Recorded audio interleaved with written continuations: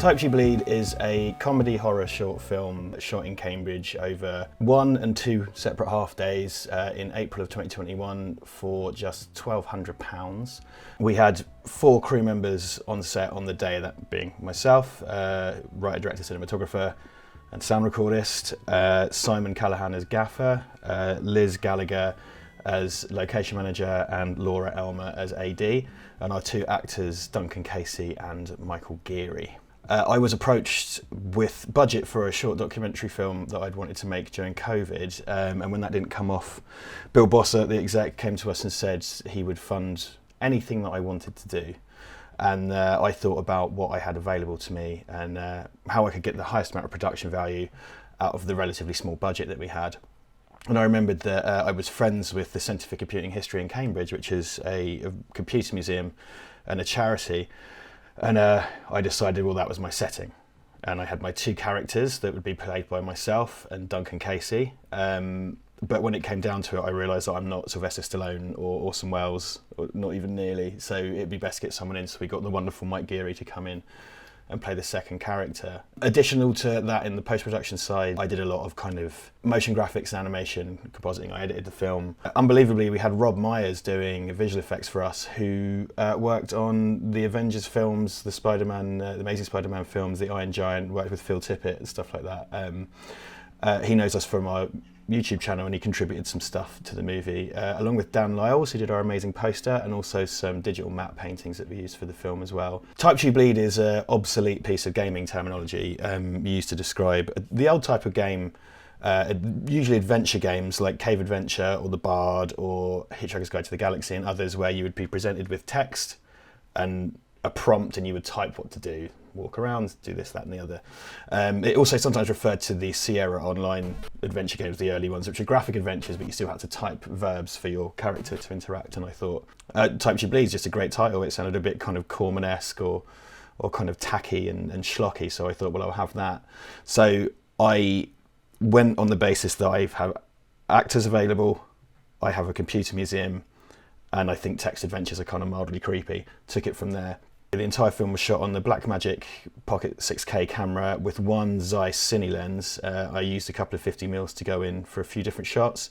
I had one 60-watt Godox light, and then a handful of LED panels and an absolute ton of gels. And it's the fact I had all those gels that made me really lean in to doing a super gaudy Italian giallo type thing. So I wanted it to have the kind of British humour of something like Inside Number 9, that kind of dry humour with the kind of super gaudy look of a giallo film. When you say Italian horror, people think of Dario Argento or things like Profondo Rosso or Suspiria, but I didn't want to reference those. I wanted to reference things like Rat's Night of Terror and Zombie 3 and Alien Contamination. In fact, the shot you see behind me is clicked into place for me whilst I was watching the film Alien Contamination. There's a scene at the end and I like that uplighting. Our music was by Liam Taylor. He's an amazing composer. He also did all of our sound design. I gave Liam a number of Italian horror scores and just said, I want one of those, please. And he sent me his take on that. And he sent me the main theme to the movie, which is in our trailer. And no notes, he nailed it. I was so excited before we'd even shot a frame. We had Liam's music.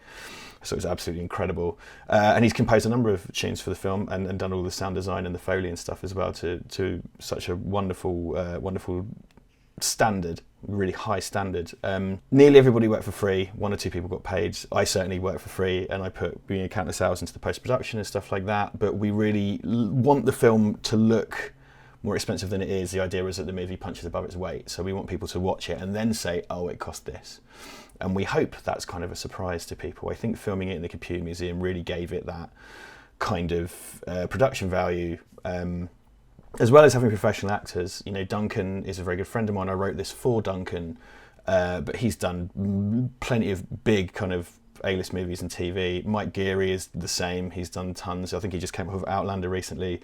And they took my script and they contributed so much, made it so much better than it was on the page, and just made it all come to life. We only had 1 full day with Mike, so quite often when you see shots of Mike and it's not his face, that's Laura, who is who is a girl of a similar height to Mike, was the only one who'd fit into his costume, and also had curly hair, so we sort of shot from behind and stuff like that. There are bits where I sub for Duncan.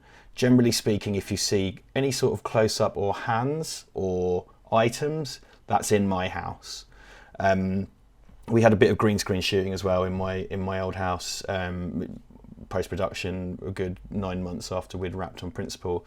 And there were a few experimentations early on. Before we rolled frame one, we did a lot of tests. So I did lighting tests to make sure I could get that giallo look with what I had in the house, which worked. And I looked at Electric Dreams and War Games, because those were era-appropriate person interacting with computer films. And I looked at the scenes in there and thought about how I could composite Duncan's interactions with the machine, which involved shooting Duncan in a super wide angle lens in portrait mode, the Devil's Ratio, and warping that, and then shooting a plate of the machine, compositing those together, and then animating text over. So it's 3 different shots in all of the scenes where Duncan interacts with the machine. And they were based upon how people in errant technology movies of that era interact with computers, and the idea of, there's a scene in, I think, Electric Dreams and in War Games where the main character's screen is shown and their face is reflected and the text is upon the screen. So I nicked that. You can actually play Cave Adventure in the Computer Museum. They have a version of it there, and our game is based on that, with the green text and the black background and stuff. I wanted to sort of make it very slavishly like that, but it didn't quite work, so I kept it simple. The other things, we have a really amazing prop by Gary Smart from Dead Mouse Films, but I can't tell you what it is because that would be spoilers. So yeah, thanks for checking out this short making of. You can see our trailer as well, and I've probably made this sound really dry and quite boring, but we really hope you enjoy Type 2 Bleed.